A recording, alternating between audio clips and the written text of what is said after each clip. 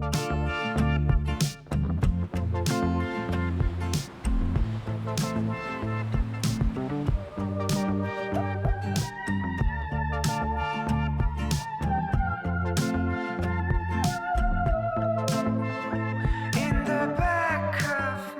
j'espère que vous allez bien.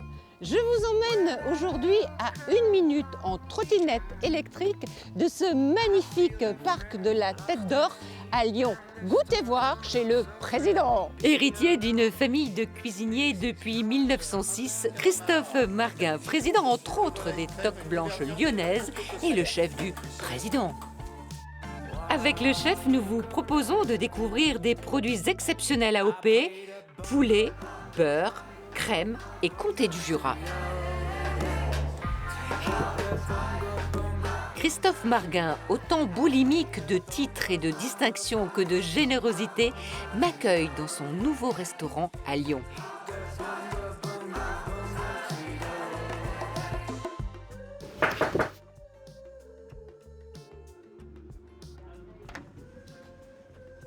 Et chef, vous répondez pas? Alors, j'étais tranquille, j'étais dans mes menus. Et quand je suis dans mes menus, j'aime pas être embêté. Donc je m'en vais. Déjà, On fera un goûter voir une prochaine fois alors, chef. déjà l'heure. L'heure. Tu es en retard. Mais je viens de loin là, je viens du parc de la Tête d'Or. Ouais, il faut quand même 3 minutes. Je vois que le chef, le président est en forme. Ça va? Bonjour. Ça va bien? Christophe. T'es en forme? Alors, qu'est-ce que tu regardes là? Là, je suis dans ma collection de menus de président de la République. J'ai la chance d'avoir la plus belle collection au monde de menus de présidents français. J'ai 3500 pièces. Tu as des pièces d'exception. Tu vois, par exemple, pour moi, un des plus beaux menus, il est lyonnais. C'est le menu déjeuner qui a eu lieu ici à Lyon avec Sadi Carnot qui a été assassiné au Palais de la Bourse. Alors déjà, j'ai le discours qu'a prononcé le président Carnot avant d'être assassiné. Donc juste avant d'être... on a le discours et on a surtout le menu. Et c'est de la vraie soie lyonnaise. Et regarde, et la qualité du travail. Et surtout, égalité, fraternité. Ouais. 24 juin 1894. Ok. Regarde le travail, regarde les gravures de tous les bâtiments magnifique. officiels de Lyon. Et donc, à l'époque, il y avait une exposition à Lyon. Et donc, c'est pour ça qu'on voit les palais, tu vois, palais de la Tunisie, palais de l'Algérie, c'est tout ça, c'était au parc de la Tête d'Or. Pourquoi elle te fait vibrer cette collection? Parce que ces menus ont été entre les mains d'un empereur, d'un président, d'un maréchal. Ce qui me fascine, c'est d'avoir l'histoire de mon pays Oui. à travers mon métier. C'est-à-dire que tous les menus, comme je dis toujours, un président, il a autre chose à faire que de faire un repas avec ses copains. Donc tous les repas sont faits pour travailler. Donc toujours il y a une histoire. Soit on a quelque chose à vendre, soit il y a toujours une explication. Donc j'ai l'histoire de France à travers ça. Ce besoin de collectionner, tu l'expliques, c'est quoi? C'est de la passion, la passion et ça a toujours un rapport avec mon métier. Voilà, c'est la salle où j'ai ma collection de vestes de chef. Là, t'as un carré magique. M. Bocuse, M. Robuchon, Alain Ducasse, Pierre Hermé, le plus grand pâtissier, et mon papa. J'allais dire, voilà. Je vais garder en dernier pour la fin, ce qui est normal. Ouais. Et si tu veux... Jackie Marguin. Mon papa, il y a mon oncle qui est au-dessus, donc il y a la famille, il y a tout. Et toutes ces vestes ont été portées. Tu sais que les jeunes, ils font la collection de maillots. Oui. Mais les maillots, tu vas à la boutique, tu peux acheter un maillot. Non, là, Les vestes de chef, si un chef ne te l'a pas offerte, et tu peux pas l'avoir. le chef a transpiré dans sa cuisine. Exactement. Hein. Ici, ce n'est pas un bouchon, hein, Non. c'est un restaurant gastronomique et il s'appelle Le Président. Alors, C'est toi qui l'as baptisé? alors justement, beaucoup pensent que c'est moi. Non, depuis 1962, ça s'appelle le président, parce qu'il y avait un grand monsieur qui est resté 52 ans maire de Lyon, qui s'appelait Édouard Herriot, qui habitait de l'autre côté du quai. Et avant d'aller à l'hôtel de ville, souvent le matin, il venait boire le café, il traversait le pont, il venait boire le café ici. Donc si on voulait voir le président Herriot, il était là. Donc on allait au président, voir le président. Et naturellement, en 62, ils ont mis le nom du président. Donc c'est une vieille histoire maintenant. Et je suis très fier d'avoir ce restaurant. Et lui, il est surtout de garder tombé le sur nom. quoi? Sur un restaurant qui s'appelle Le Président. Comme ça, si un jour il y a une élection, les gars, ils savent que ça doit être moi. Ah ben voilà, ah ben voilà. Bon, on va faire un petit tour, on part en Bresse? Ça te dit? Avec grand plaisir. Hein? Tous les amateurs de bon beurre et de crème AOP recommandent cette coopérative laitière d'Étré qui vend aux particuliers et aux restaurateurs. Christophe, je t'ai connu meilleur. Tu aurais pu donner rendez-vous au soleil. Là, Ouais, c'est le brouillard. là, aujourd'hui, on a loupé, mais par contre, je suis vraiment content d'être ici dans l'Inde. C'est mon département de naissance, mon département d'affection. Oui. Et je suis heureux d'être ici pour aller voir ces magnifiques produits qu'on va découvrir ensemble et surtout voir le travail de tous ces artisans.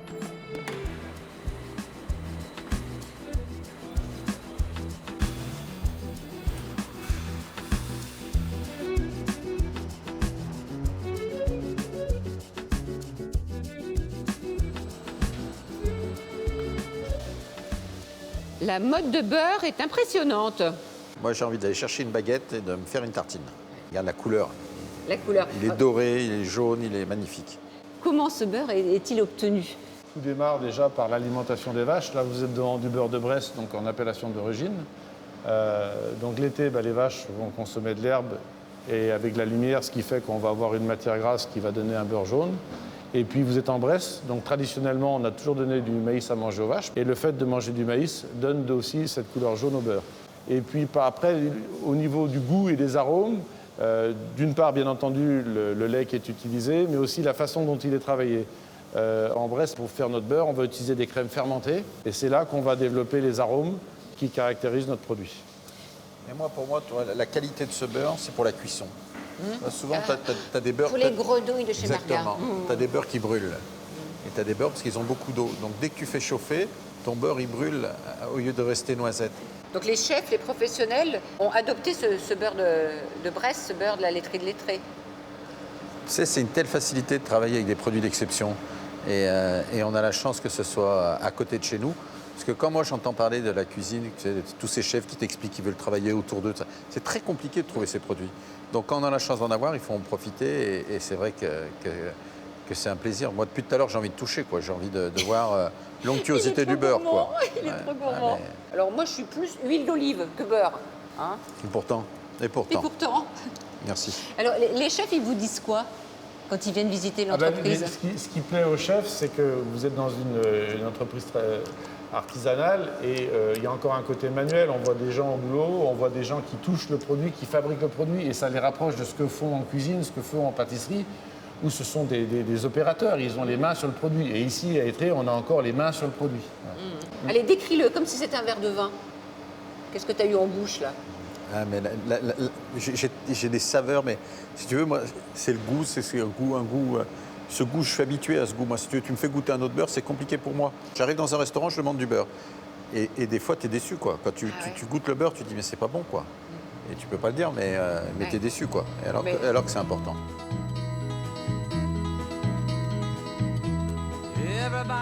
Pendant que Christophe nourrit sa curiosité épicurienne et passe commande, je pars à Viria, dans l'Ain, à la ferme du Grand Barvet.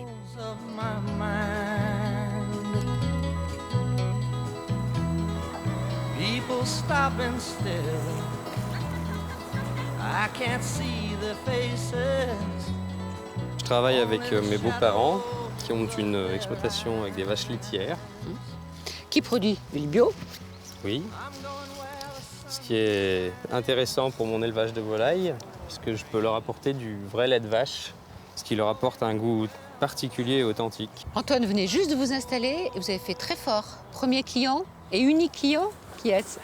Donc je vends toutes mes volailles à Valérie Miral, les volailles Miral. Donc avec toute la renommée qu'on peut lui connaître.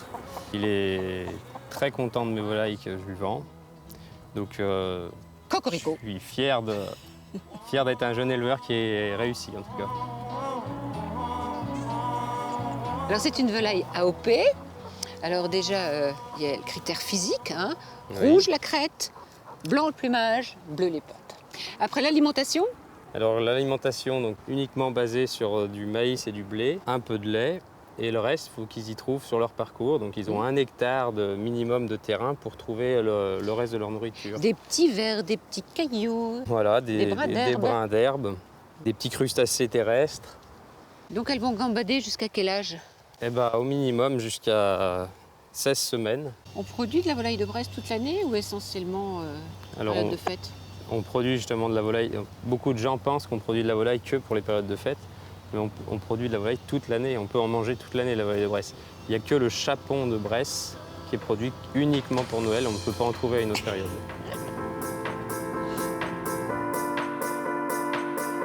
Retour au restaurant Le Président. Le beurre, la crème d'étré, la volaille de Bresse, voici les ingrédients principaux pour un plat traditionnel. Tu vas nous faire une recette? Regarde. Une belle volaille de Bresse. La plus belle volaille. Oui. La volaille de chez nous, la volaille de Bresse. Et là, tu vas nous faire avec cette volaille quelle recette? Ben, je vais faire le grand classique de la maison. Je vais te faire la volaille de Bresse à la crème. Il faut commencer par vider la volaille. Je coupe le cou, le bout des ailerons. Le but, si tu veux, c'est ça. C'est en une fois de tout retirer. On va lever nos cuisses. On lève notre deuxième suprême.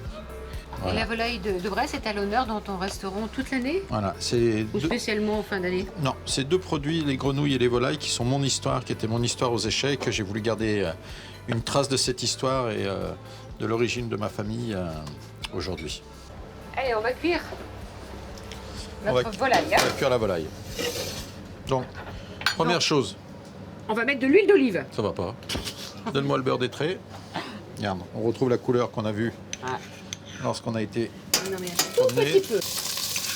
Vraiment petit peu. Donc tout de suite, on met un petit morceau d'oignon. Donc on met sur le côté que ce soit pas trop fort. Pendant ce temps-là, le sel et le poivre, s'il te plaît. C'est important, tu vois. Tout de suite, tac, voilà. Côté pour, hein. Voilà, tout le temps. Donc tu vois, là, c'était juste blond. La coloration, on n'en veut pas plus. Un peu de vin blanc. Donc là, un vin blanc sec. On déglace. On laisse bien réduire. On attend 4-5 minutes. Ça va réduire tout seul. Marguin, attendre, pas possible. Je vais faire quelque chose pendant ce temps. Ce qu'on va faire, on va laver les champignons. Je me disais bien. On va faire les champignons, mais c'est juste pour te faire plaisir. Donc on y va, on va vite laver les champignons. Allez, tout propre, les champignons de Paris. Donc tu vois, regarde, là on est presque réduit. C'est la D'accord. quantité qui reste. Toi, on entend chanter, quand on entend que ça Oui. commence à crépiter, Mais il est c'est qu'il bien reste pas doré, là. grand-chose. Donc là, de l'eau. De l'eau tout bête. C'est pas l'eau du lavage des champignons, c'est de l'eau normale. Voilà. Donc Ça là, réduit, on a hein. déjà fait cuire un quart d'heure à peu près, un quart d'heure, 20 minutes. Et là, on va couper nos champignons en 4 parce qu'ils vont réduire aussi. Et en même temps, ils vont encore donner aussi du goût Du goût, oui, bien sûr. à notre cuisson, à notre fond. On entend chanter toujours. Donc là, on a cette réduction. Oui. Nos champignons, ils ont bien cuit. Ils ont commencé à cuire, c'est pas fini. Oui. Voilà. Et là maintenant, voilà, la roll, ça arrive. Et là on y va. Et on y va. Gastronomique de la coopérative des frais. Voilà. Et là on y va. Et là, si t'en mets pas, ça c'est pas bon. Voilà. Tu vois. Dès qu'on a mis la crème, on retire l'oignon. Merci. Et maintenant, la recette, elle se finit toute seule. On va Avec voir. la viande, il faut que la viande soit cuite.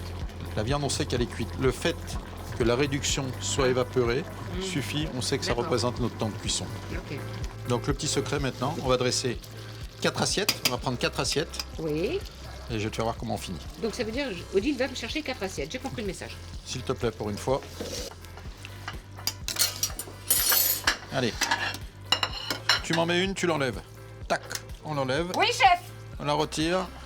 Oui, président. On retire. On va mettre quelques champignons. Juste, tu vois, un petit peu. Et voilà. Alors le petit truc maintenant, il est là. Oui, mais je voudrais de la sauce. À ton avis, je suis... Ah oui, ça n'est pas fini. Voilà.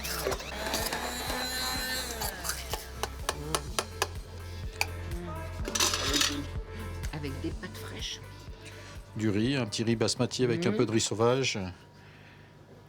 Ah non, ouais, c'est très très bon. Bon, il faut peut-être pas regarder toute la matière grasse, hein, mais Oui, l'essentiel, c'est le enfin, plaisir. et ben hein. après tu fais 3 jours de régime et puis c'est tout. Comme Odile, elle est en train de parler avec ma femme et qu'elle passe son temps à discuter, moi ce que je vais faire les 2 questions, je vais poser des questions et je vais finir. Donc alors, Christophe, comment ça s'est passé cette recette? Explique-nous comment tu as fini. Alors, Odile, tu comprends, l'astuce, c'était bien de mixer la sauce avant de napper entièrement nos volailles. Et c'est là la classe de la volaille, c'est la texture de la sauce. Et avec ça, qu'est-ce que tu penses qu'on va pouvoir boire?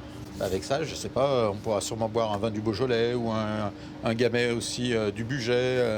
Et puis moi, mon choix préféré, ça sera peut-être la Bourgogne parce que j'adore la finesse de la Bourgogne. Mais je vais peut-être poser la question à Nicole. Comment tu définis la cuisine de Christophe? Moi je dirais que c'est une cuisine de tradition, c'est une cuisine de goût avec des produits de bons produits, des produits de saison. Un cuisinier, ça a besoin de faire une cuisine à faire partager. Les grand-mères, elles faisaient la cuisine pour faire plaisir à la Avec famille, des produits aux de amis. proximité. Voilà, Mais simplement. moi, il fait une cuisine comme ça, et moi j'aime assez. Quelles sont les qualités de Christophe? Il est fonceur, il a du courage aussi, il n'a pas peur de prendre des responsabilités, ce que beaucoup de gens maintenant ont peur de faire. Il est beaucoup critiqué souvent parce que justement, il se met en avant, mais il ne se met pas en avant parce qu'il veut se mettre en avant, il se met en avant parce qu'il fait des choses. Alors en ce moment, il y a ton fils Oui. en cuisine, Ouais, Gaspard. on a Gaspard, oui. Ouais. Ouais. Et ça se Ouais. passe comment? Mais écoute, plutôt bien. Il est un peu comme son père en fait, hein. Il Ah est un bon petit peu à fond, Gaspard. Donc Oui. il y a des moments, il est un petit peu pincé et pinçant, mais bon, ça va plutôt. Ça va Mhm. plutôt. Et là, il nous a donné une petite recette. Ah. Un dessert, ouais, plus de chocolat. Alors c'est pour sa maman qu'il l'a fait. On va faire un pot de fleurs au chocolat avec de la mangue et un coulis passion. Nous goûterons du chocolat après. On va finir notre volaille. Bah, avec Hein plaisir, oui. Et ça, c'est bien marguin, c'est généreux. Hein. Ouais. Vous avez toute la sauce. Guillaume. Nous, on aime bien ce qui est tradition, les endroits chaleureux, tu vois. Ici, la déco, c'est quand même pas mal moi et l'architecte, bien sûr, mais voilà, j'aime bien les endroits chaleureux où les gens se sentent bien chez eux. Et ça se fait, ça, de prendre du pain? Bah, il faut. Hein? Quand on aime, moi c'est le plus beau compliment quand j'arrive vers les clients, que je les débarrasse. En fait, tu vois l'assiette, il n'y a plus de sauce. Et quand on a du bon pain, Alors, ce bon pain, il vient d'où? il vient de la boulangerie Cartelier juste à côté. Bon, on y va? Bah oui, avec plaisir. D'abord, tu finis ton assiette. Ah, toi aussi. Hein, parce que le chef, il va pas être content. À 2 pâtés de maison du restaurant, l'odeur alléchante du pain chaud titille ma gourmandise. Une belle rencontre avec Philippe Cartelier, un artisan boulanger sincère et passionné. Alors là, regardez.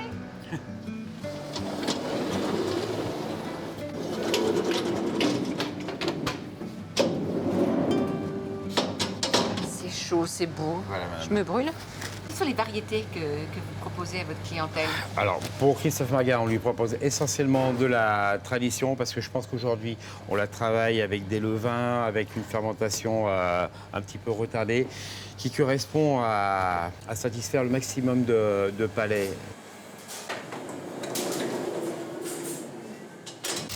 Vous n'avez pas le droit de... C'est juste le plaisir des yeux.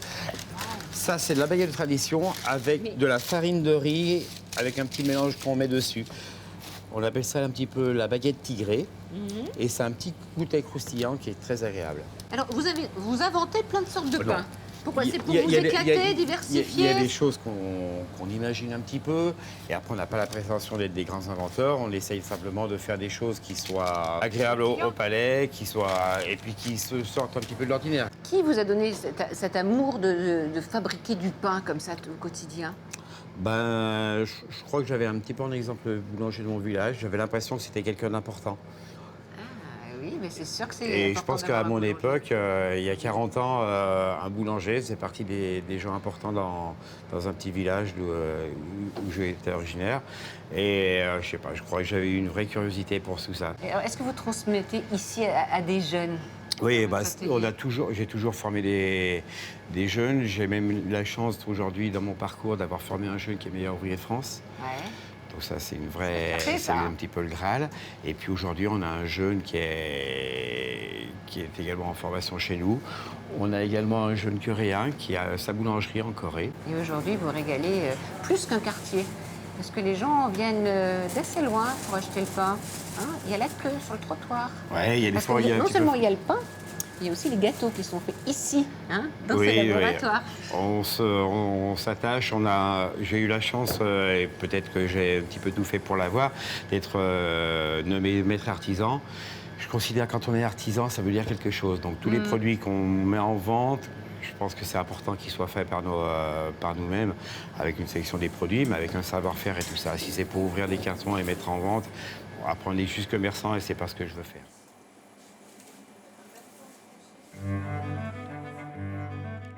Partons dans le Jura, aux Rousses. Alors dans ton restaurant, le fromage est servi à l'assiette. Oui, puisque c'est déjà on manquerait de place pour avoir un chariot, et puis je préfère mettre en valeur les fromages qui sont vraiment de saison. Étant donné que je ne suis pas un amateur, moi, personnellement, de fromage, à part le comté, qui est vraiment une passion pour moi. C'est René Richard qui sélectionne mes fromages. Donc je l'appelle, je lui dis, voilà, René, qu'est-ce que je dois acheter en ce moment? Qu'est-ce qui a le plus de goût en ce moment? Qu'est-ce qui est le mieux affiné? Entrons dans un univers unique, hors norme, envoûtant.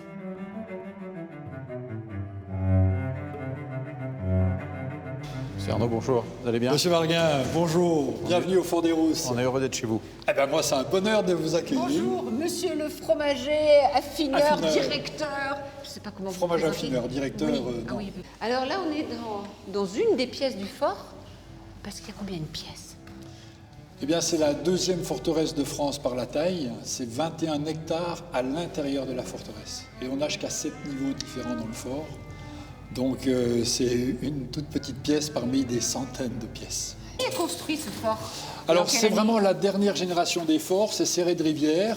Ça commence, c'est une idée de Napoléon quand même à la base, mais la vraie construction démarre en 1840 et elle se termine seulement en 1910, au moment où la guerre est en train de changer de nature, puisqu'elle devient mobile et la guerre de position perd un peu tout son sens. Voilà. Mais c'est 70 ans de construction. Et le Fort des Rousses est construit pour 3500 hommes, 2000 chevaux, et pour pouvoir tenir un siège d'une année. Alors ici, on est à peu près à moins 14 mètres de la surface d'ailleurs où il y a des épiciers à centenaire. Ah, il y a la forêt là-dessus. Bien sûr, bien sûr. Pour l'ennemi, il fallait que ça soit secret et non visible. Et là, on a 3000 tailleurs de pierre qui, pendant des décennies, on peut dire pendant des vies de travail, ont taillé ces millions, je pense, on peut dire des millions de pierres, quoi. Mais quel lieu, combien y a-t-il de meules? Alors dans cette cave, presque 5000, un tout petit peu moins, 4500. Oui. Voilà, et dans tout le fort, donc 130 000 fromages au vieillissement. L'appellation d'origine prévoit 4 mois de durée d'affinage minimum, mais au Fort des Rousses, on s'impose un minimum d'1 an. Ces fromages sont retournés tous les jours? Ils sont Alors, lavés, pas tous les frottés, jours. brossés? C'est au minimum, effectivement, quand il est jeune, 3 fois par semaine. Oui. Jusqu'à, on va dire, 6 mois, c'est un minimum de 2 fois par semaine. Et toute sa vie, c'est un minimum d'1 fois par semaine. Donc il peut passer dans 6 ou 7 caves différentes, donc il faut les déplacer. Et au minimum, il a un soin par semaine. Alors, ces meules, elles viennent d'où? Il n'y a Alors, pas ça, que des meules c'est fabriquées par l'originalité Jurafor. de notre filière. Ce sont encore des fruitières, des petites fruitières, l'endroit où on fait fructifier le lait, littéralement, où un groupe de producteurs donc apporte son lait. Parce qu'on veut effectivement que le lait vienne d'un tout petit bassin autour de la fromagerie. Et nous, on doit essayer, et c'est mon métier principal, de révéler les saveurs qui nous viennent justement de nos fleurs, de notre territoire, de notre massif. Non, pas toutes la même couleur, hein? Et non.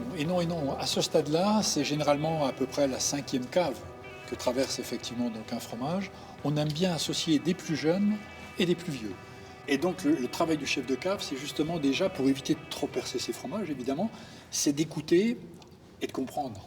Essayer de comprendre ce que nous disent ces fromages. Alors, Et ça, c'est pas simple. lequel dit « mangez-moi, mangez-moi » Ils nous disent plutôt « je suis mûr » ou pas tout à fait. Là, il doit commencer à être bon, mais peut-être pas encore fini. Je suis assez d'accord. Mais il a une belle régularité, belle homogénéité. Tu salives, hein? Je suis impatient. Une jolie couleur. La couleur, ouais. Et la texture, on s'en rend compte déjà où il en est par rapport à la façon qu'il se casse, non? Oui. S'il a encore de l'élasticité ou plus. Et on le réchauffe un petit peu alors. Oui. Ouais, mais il faut le sentir aussi, Christophe. C'est mieux de le réchauffer. On Le voyage apprécie la commence. texture, qui est toujours un élément majeur. Oui, on pourrait s'attendre à une pâte un peu rigide sur un fromage qui n'est pas encore très très vieux, mais quand même 18 mois. Et c'est pas du tout le cas. C'est onctueux, c'est rond.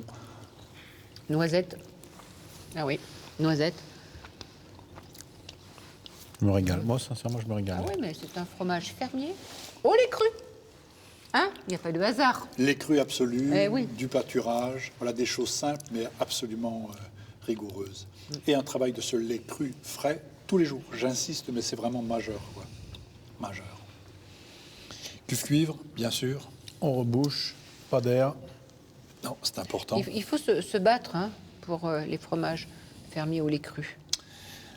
Chaque meule est un peu différente, mais elle est l'expression de ce que nous sommes et de ce qu'est notre belle planète Terre. C'est la biodiversité. Voilà, si on n'a plus ça dans nos fromages, pour moi, on n'aura plus de vrai fromage. Exactement. Bon, mais c'est super de terminer dans ce lieu qui est à ta mesure, je trouve. Hein, monsieur le président, qu'est-ce que t'en penses? Ouais, j'étais heureux de passer ces quelques jours avec vous et surtout de faire découvrir encore ces terroirs qu'on ne connaît pas tous et surtout tous ces gens qui nous apportent nos produits parce qu'on le dit tous les jours, mais c'est pas pour faire du cinéma, c'est pas pour valoriser, pour dire quelque chose. C'est la vérité, c'est la vérité. On a besoin d'eux au quotidien et puis même le grand public en a besoin aussi pour lui au quotidien de manger sain et de manger bon. Merci de votre grande fidélité et à très très vite pour un nouveau Goûter Voir. Au revoir. On écoute la chanson du Comté ?